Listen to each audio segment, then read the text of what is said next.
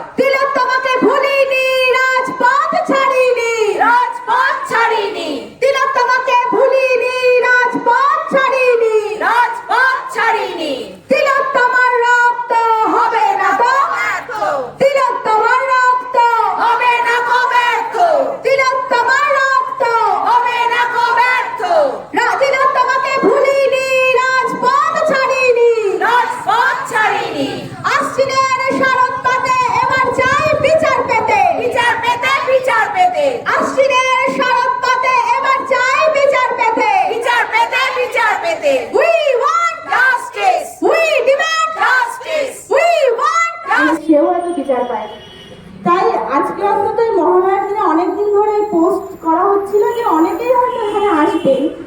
ভয় কিছু নেই, আমরা জানি আমরা এই ভোরের সকাল, আমরা যে ভোর শুরু করতে চেয়েছি আমরা মহালয়া, অর্থাৎ আজকে হচ্ছে দেবী পক্ষের সূচনা।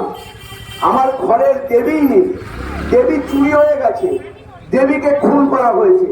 আমরা সেই দেবীর বিচার চাইছি, আমরা দেবীকে পুনঃপ্রতিষ্ঠিত করতে চাইছি।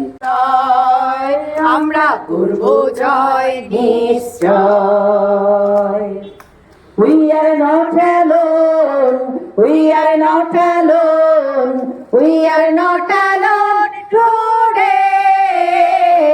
Oh, deep in my heart, I do believe we shall overcome someday. আমরা নই একা, আমরা নই একা, আমরা নই